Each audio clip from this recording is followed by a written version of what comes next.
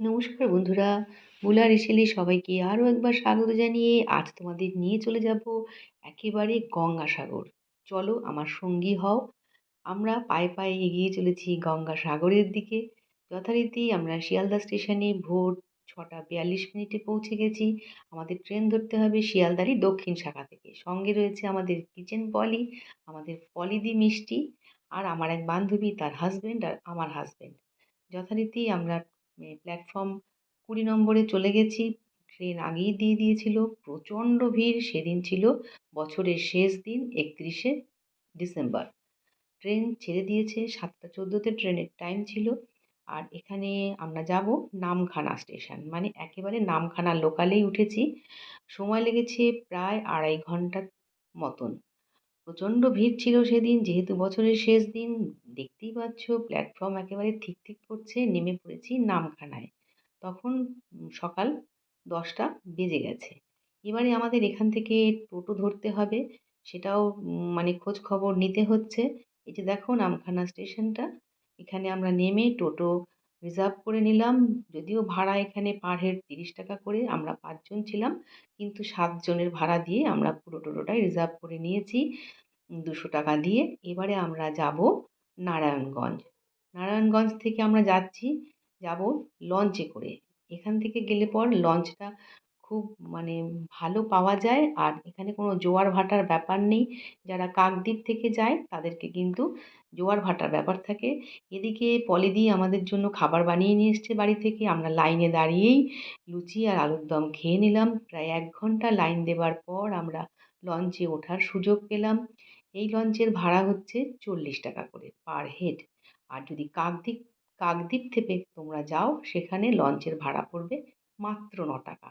কিন্তু ওখানে আবার নদীতে জোয়ার ভাটার ব্যাপার রয়েছে, তাই ওখানে একটা অ্যাপ ডাউনলোড করে নিতে হয় এবং দেখে নিতে হয় যে সেই সময় কখন নদীতে জোয়ার আছে, সেই সময় মতনই কিন্তু লঞ্চ ছাড়বে। কিন্তু এই নামখানা থেকে গেলে কিন্তু সেরকম কোনো ব্যাপার নেই। যখন তখনই লঞ্চ ছাড়ছে। 100 জন হয়ে গেলেই লঞ্চ ছেড়ে দেয়। তবু এখানে আমাদের কিন্তু 1 ঘন্টা লাইনে দাঁড়াতে হয়েছিল।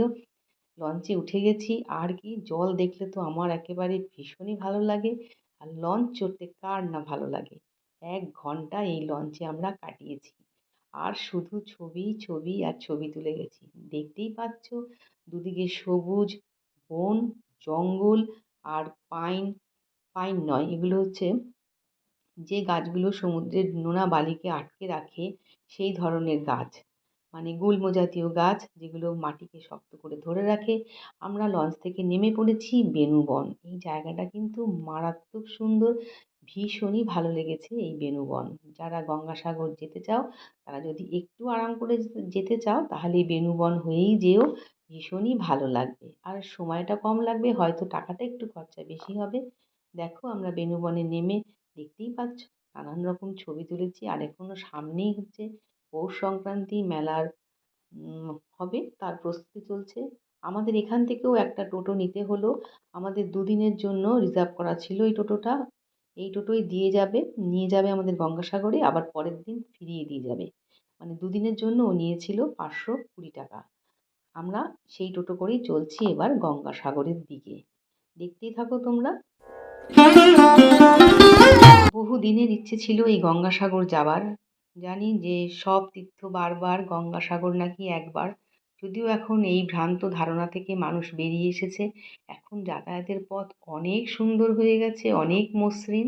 তাই একবার দুবার নয়, অনেকবারই যাওয়া যায়। বলতে বলতে আমরা চলে এসেছি আমাদের গেস্ট হাউসে। যদিও এটা আমার হাজব্যান্ড আগে থেকেই ফোনে বলে রেখেছিল। ঘর একটাও মাত্রই খালি ছিল, সেই ঘরটাই আমাদের দিয়েছে 3 তলার ওপরে। বেশ সুন্দর সাজানো গোছানো, একেবারেই নতুন এই গেস্ট হাউসটা। আমাদের খুবই পছন্দ হয়েছে। কিন্তু ঘর যেহেতু একটা পাওয়া গেছে, তাই একটা ঘরেই আমাদের 5 জনকে থাকতে হয়েছে। একেবারে সিঁড়ি দিয়ে উঠতে হচ্ছে 3 তলায়, পুরো হাঁপিয়ে যাচ্ছি উঠতে উঠতে। দেখতেই পেলে কতবার আমরা টোটো চড়লাম, কতবার লঞ্চ, ট্রেন। একটা ধকল তো রয়েছেই শরীরের, তবুও বেশ ভালো লাগছে। আমি তোমাদের ঘরটা দেখিয়ে দিচ্ছি। এই ঘরটার ভাড়া নিয়েছে আমাদের এক রাতের জন্য 2500 টাকা। ওরা 2800 টাকা বলেছিল দরদাম করে, 2500-এ রাজি হয়েছে। টয়লেটটাও মোটামুটি ছিল, তবে খুব কারেন্ট যায় এখানে। দেখা গেল রাস্তায় কারেন্ট রয়েছে কিন্তু সমস্ত হোটেল বা এই সমস্ত গেস্ট হাউসগুলোতে কিন্তু কারেন্ট নেই। আমরা তারপরেই বেরিয়ে পড়লাম খাবারের সন্ধানে। যদিও আমরা নিরামিষ খাবারই খেয়েছি সেদিন। তারপরে চলে গেলাম আমরা সরাসরি সাগর পাড়ে। কেননা পরের দিন যদি আমরা স্নান করি তাহলে কিন্তু আমাদের অসুবিধে হয়ে যাবে ভিজে জামাকাপড় রাখার।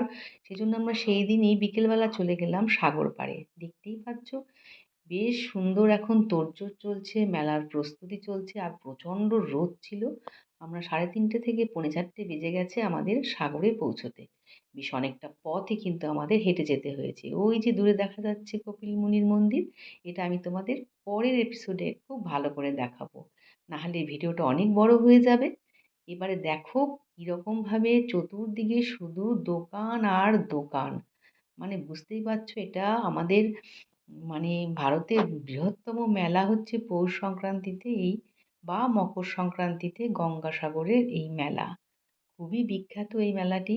আর এটা আমাদের পশ্চিমবঙ্গ সরকার থেকেই এর পরিচালনা করা হয়। নানান রকম ক্যাম্প তৈরি হচ্ছে এখানে, হোগলা পাতা দিয়ে প্রচুর ঘর তৈরি হচ্ছে, মানে প্রচুর লাখো লাখো লোকের সমাবেশ ঘটবে, সেজন্য আগে থেকেই এই প্রস্তুতি নেওয়া হচ্ছে। এপাশে পুলিশ ক্যাম্প তৈরি হচ্ছে আর বাঁদিকে দেখতে পাচ্ছ যে হোগলা পাতা দিয়ে ছাউনি দিয়ে ঘরগুলো করা হচ্ছে, এর মধ্যে কিন্তু টয়লেটের ব্যবস্থাও করা হচ্ছে। মানে সেটা না দেখলে বোঝা যায় না। আর চারিদিকে শুধু কাদা মাটি। আমরা কিন্তু বেশ অনেকটা পথ হেঁটে হেঁটে চলে এসেছি এবার সাগর পাড়ে। দেখতেই পাচ্ছ এখানে সব যাদের যাদের নিয়ম রয়েছে কিছু মানে সাগর পাড়ে করার সেই সব কাজকর্ম চলছে। আমিও একটু টুক করে ছবি তুলে নিয়েছি তোমাদের জন্য। এবারে যেতে তো হবে স্নান করতে, কেননা বেলা হয়ে যাচ্ছে, সূর্য একেবারে পশ্চিম দিকে ঢলে পড়েছে। কিন্তু যাব কী করে, প্রচণ্ড কাদা। এইভাবে চিন্তা করতে করতে হেঁটে হেঁটে আর ভীষণই বালি। এটা বলার কথা নয়, সমুদ্রকালে বালি তো হবেই। এবারে চলে এসেছি একেবারে জলের ধারে। কতক্ষণে নামবো, এদিকে স্নানের প্রস্তুতি চলছে। পলিদি রয়েছে আমার বান্ধবী, তার হাসব্যান্ড, আমার হাসব্যান্ড ব্যাগ ধরে রয়েছে শুকনো জামাকাপড় রাখার জন্য। তারপর তো আমরা নেমে পড়লাম, কিন্তু জল তো ভীষণই ঠান্ডা ছিল আর প্রচণ্ড মাটি গোলা জল ছিল, তখন যেহেতু ভাটার সময় ছিল। আমরা তাই টুকটুক করে একটুখানি ছবি তুলেছি, স্নানের দৃশ্য আর দেখাতে পারলাম না।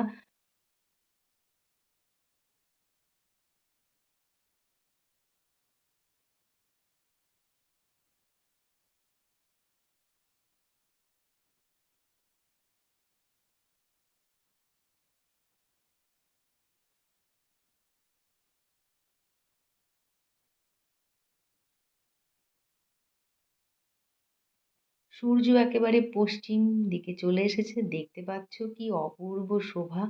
আকাশ বাতাস মাটি সব এক হয়ে গেছে আর চারিদিকে লাল আলোর ছটা। ভীষণই একটা মোহময় দৃশ্য। তারপরেই আমরা আমরা হোটেলের বা গেস্ট হাউসের দিকে রওনা দিলাম। পথে এইরকম নানান রকম দোকানপাট পড়ছিল। এবার দেখতে দেখতে সন্ধে হয়ে এলো। আর এই এপিসোডটা আমি বেশি বড় করছি না, আমি পরের এপিসোডে নিয়ে আসছি কপিল মুনির আশ্রম দেখাবো, মন্দির দেখাবো, সেখানকার বিখ্যাত আরতি দেখাবো, যেটা দেখার জন্য মানুষ মুখিয়ে থাকে। এটার এক রাত না কাটালে কিন্তু দেখানো যায় না। যদি ভিডিওটা ভালো লাগে লাইক কমেন্ট শেয়ার আর সাবস্ক্রাইব করে আমার পাশেই